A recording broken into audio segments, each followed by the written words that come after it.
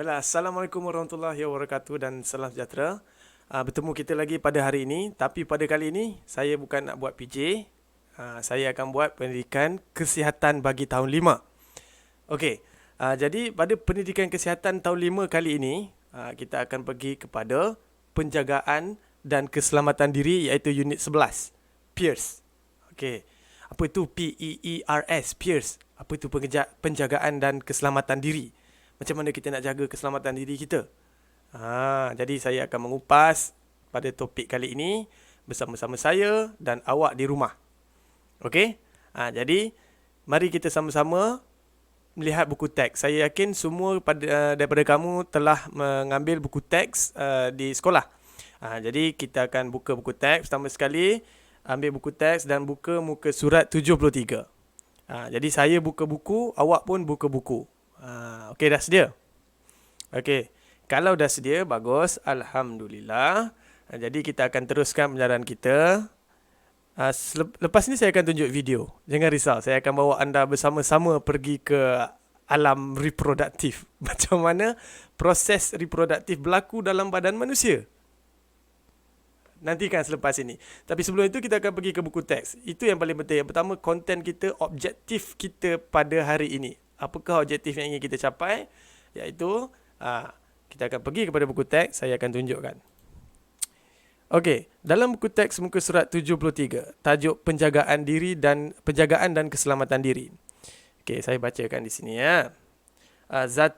Sally, nanti saya ambil marker pen. Okay, Sally, Zeti, Raju dan Arif tidak sabar untuk mengikuti kelas pendidikan kesihatan. Cikgu Diana akan menerangkan kandungan tajuk pendidikan kesihatan reproduktif dan sosial, PEERS. Itu dia PEERS yang akan mereka pelajari pada tahun ini. PEERS itu singkatan daripada pendidikan kesihatan reproduktif dan sosial. Jadi dalam tajuk-tajuk yang akan dipelajari pada hari ini ialah saya akan pergi kepada kotak ini. Agak menarik kotak ini, kita lihat apa yang ada dalam kotak ini. Ini adalah tajuk-tajuk penting yang akan dipelajari nanti. Ini ada yang ditunjukkan oleh gurunya.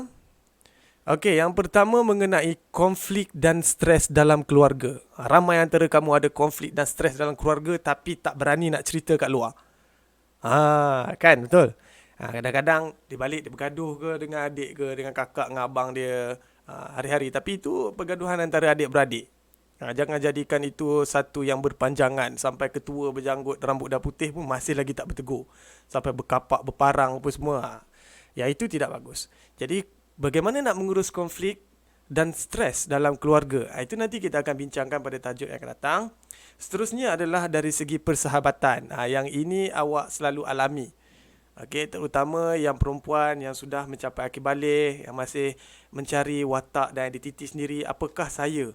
Apakah perlunya saya dalam komuniti ini? Apakah watak saya? Saya ini seorang yang bagaimana? Saya mesti tertanya-tanya, kenapa dia tak nak kawan dengan saya? Hari ni dia kawan dengan saya. Cikgu dia tak nak kawan dengan saya. Hari ni kawan, esok musuh. Kawan cerita buruk kat belakang. Semua itu menjadi isu yang berlaku. Selalu juga saya dapat feedback budak mengadu, cikgu dia ni, dia rampas boyfriend saya, dia rampas girlfriend saya. Jadi benda-benda isu yang kecil macam tu boleh menjejaskan persahabatan, beri tekanan. Ada juga yang positif. Persahabatan membantu kita untuk menjadi insan yang lebih sempurna. Okey, seterusnya adalah penderaan dalam keluarga. Jadi penderaan dalam keluarga ni dia satu benda yang kadang-kadang budak itu tak nak cerita. Banyak yang kita tengok seperti dalam surat khabar. Yang terbaru ni, ibu angkat telah memulangkan anak kandung lelaki berumur 10 tahun kepada ibu bapa kandungnya. Jadi apa yang berlaku dekat situ? Baru saja berita keluar baru ni. Apa yang berlaku ialah ibu bapa kandungnya telah mendera sehingga berlakunya mati dan ditemui mati di dalam takungan air, dalam kolam air. Jadi benda-benda macam ini yang kadang-kadang murid-murid ataupun mereka yang di bawah umur takut untuk menceritakan, tidak tahu nak ceritakan kepada siapa benda ni. Macam mana nak ceritakan? Jadi nak cerita takut nanti balik kena pukul lagi, kena hentam lagi. Tapi awak jangan tak tahu beza. Kalau mak ayah awak rotan awak sebab awak tak solat, awak cakap didera, buat laporan polis. No. Okay? Dia ada cara yang mengajar, ada cara mendidik. Tapi ada cara yang melampau seperti menumbuk, memukul, menerajang. Tapi kalau setiap sejam awak kena bantai dengan rotan itu something is wrong somewhere. Okay, ada sesuatu yang tak kena. Okay, seterusnya adalah penyalahan gunaan bahan inhalan. Seperti sekarang awak tengok vape. Vape sangat berleluasa. Okay, even bentuk dalam bentuk jam, dalam bentuk kita tengok lagi dalam bentuk seperti pen, seperti pensel, okay, seperti marker pen. Okay, kadang cikgu sendiri pun confused. Dalam pencil box tu ada apa. Jadi penyalahgunaan bahan inhalan ini bahaya. Okay, ada setengah kes dalam vape itu sendiri ada kandungan morfin, ada kandungan dadah. Jadi ibu bapa dan awak kena memantau benda ini tidak boleh diambil sesuka hati. Okey, seterusnya adalah sistem reproduktif manusia. Sistem reproduktif manusia di sini. Sistem reproduktif manusia tajuk yang kita akan pelajari pada hari ini. Okey, saya tak nak pergi kepada banyak-banyak tajuk, kita pergi satu one by one mengikut flow buku teks. Okey, ini bagaimana sperma, bagaimana awak dilahirkan, apakah bahan alat-alat kemaluan lelaki dan perempuan, bagaimana fungsi dia, bagaimana seorang bayi terlahir. Selepas ini saya akan bawa awak kepada alam itu. Okey, seterusnya adalah pengaruh rakan sebaya. Okey, pengaruh rakan sebaya yang ini bahaya, PRS. Kalau di sekolah kadang-kadang ada kelab PRS, pengaruh rakan sebaya.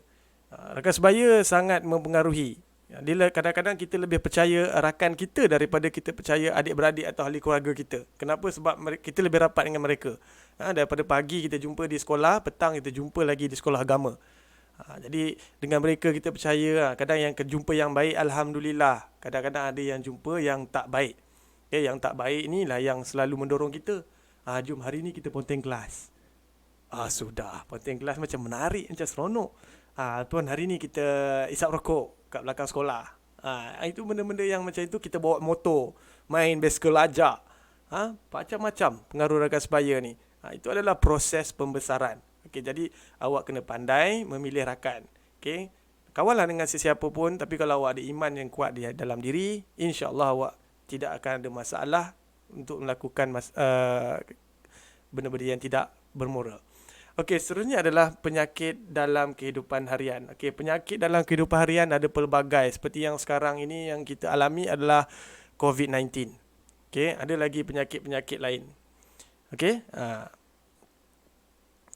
Okey, jadi itu secara umumnya. Saya dah terangkan mengenai konflik dan stres dalam keluarga.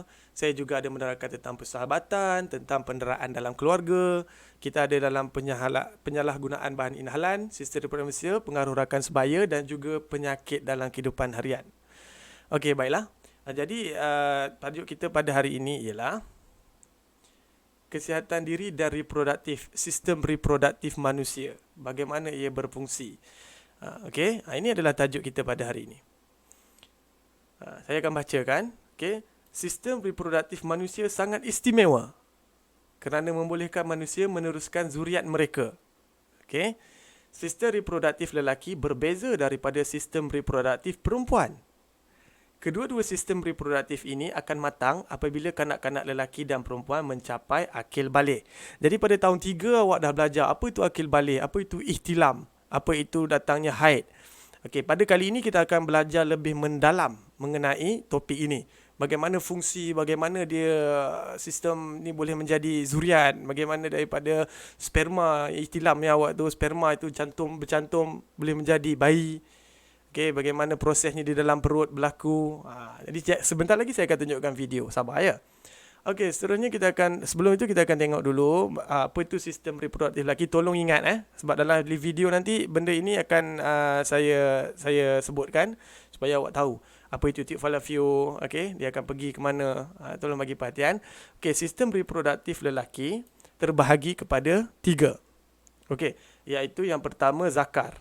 Zakar ni inilah. Ni gambar ni zakar. Okey, yang ini zakar ini adalah zakar. Okey, ni awak kemaluan lelaki lah, dipanggil sebagai zakar. Awak jangan panggil dia sebagai pistol ke apa ke, bukan. Panggil dia sebagai zakar. Okey, seterusnya adalah testis. Testis ni adalah bahagian telur lelaki lah. Telur kalau kita panggil telur. Okey, tapi dalam bahasa sebenarnya, bahasa saintifiknya adalah testis. Okey, and then kita ada, selepas tu kita ada skortum. Apa bondo pula skortum ni? Skortum tu adalah saluran lapisan yang menutup bahagian testis tadi. Ada sekarang kat lelaki. Okey, jadi itu adalah bahagian reproduktif, sistem reproduktif lelaki. Manakala ini adalah sistem reproduktif bagi wanita. Sistem reproduktif bagi wanita. Cuba kita lihat, kita ada di sini tube falapio. Okey, tube falapio. Di manakah tube falapio itu? Saya zoom lagi bagi dekat. Awak boleh tengok dalam buku teks. Okey, ini adalah tube falapio di sini. Okey, di kiri dan kanan kita ada dua tube. Kalau kata dia nak buat, kalau kata tube falapio ni terpotong, terputus, yang dia orang panggil ikat tu, makna kata awak dah tak boleh mendapat zuriat. Okey, seterusnya kita ada ovari. Okey, kita lihat di sini ovari. Kita ada kiri dan kanan juga, sama aja, dia sepasang ovari. Lepas tu kita ada uterus. Uterus. Okey, kita ada uterus di dalam. Okey, bukan uterus kat luar. Uterus. Dia tak ada kona-kona. Dia terus saja ke dalam. Okey, uterus. Itu je ingat. Seterusnya kita ada faraj.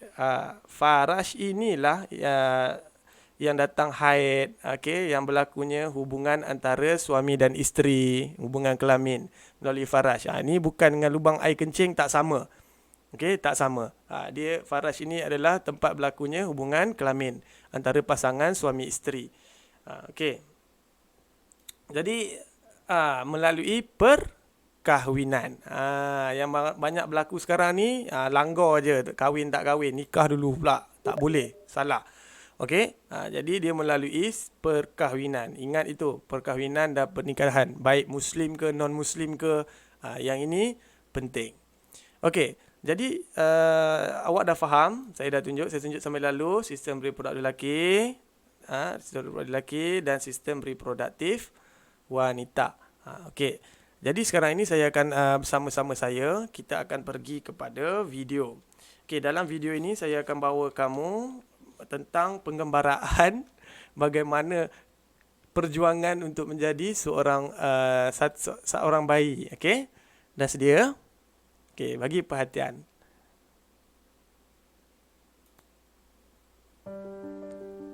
Penggambaraan sebuah kehidupan bermula dengan satu perlumbaan yang menakjubkan.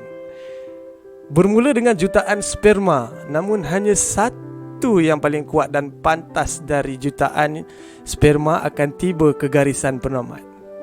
Sesetengah daripada sperma kecundang akibat tersesat dalam perjalanan, dan ada yang terserap masuk ke dalam tube falapio, dan ada juga di antaranya dihalang daripada masuk melalui sistem pertahanan tubuh wanita sendiri. Satu pertarungan yang hebat antara satu sama lain di penghujung garisan penamat ini. Bersama-sama mereka menyerang sel telur dengan satu tujuan, untuk menjadi yang pertama dapat memasuki telur tersebut. Okay, sperma ini datang daripada lelaki ya. Hanya satu yang akan berjaya daripada jutaan sperma. Akhirnya kita telah mempunyai pemenang. Sperma juara ini akan melepaskan kromosomnya, berlakunya persenyawaan. Separuh daripada kromosom lelaki dan separuh daripada wanita akan bercantum, menjadi satu kod DNA yang unik yang diperlukan untuk mencipta satu kehidupan yang baru. Kromosom yang bercantum tadi membentuk sel yang pertama, seorang bayi yang dipanggil zygote.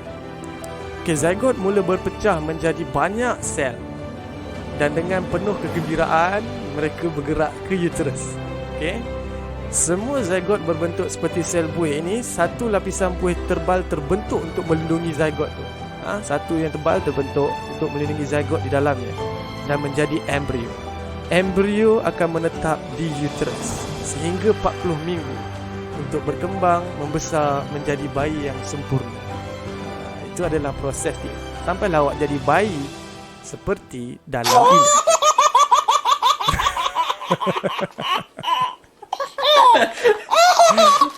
Itu adalah bayi comel kan?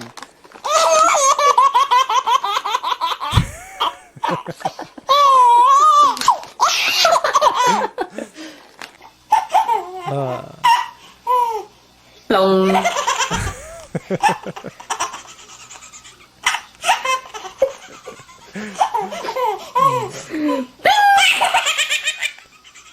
Inilah kamu masa kecil. Cuba lihat wajah comel mereka. Daripada setitik air mani bergabung dengan telur daripada wanita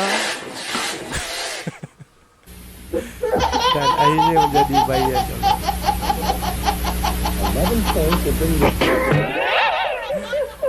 Okey. Okey, baiklah. Okey, daripada setitis air mani tadi yang berlakunya daripada perkahwinan, berlakunya daripada hubungan kelamin, akhirnya menjadi seorang bayi. Itu adalah proses real, real yang berlaku.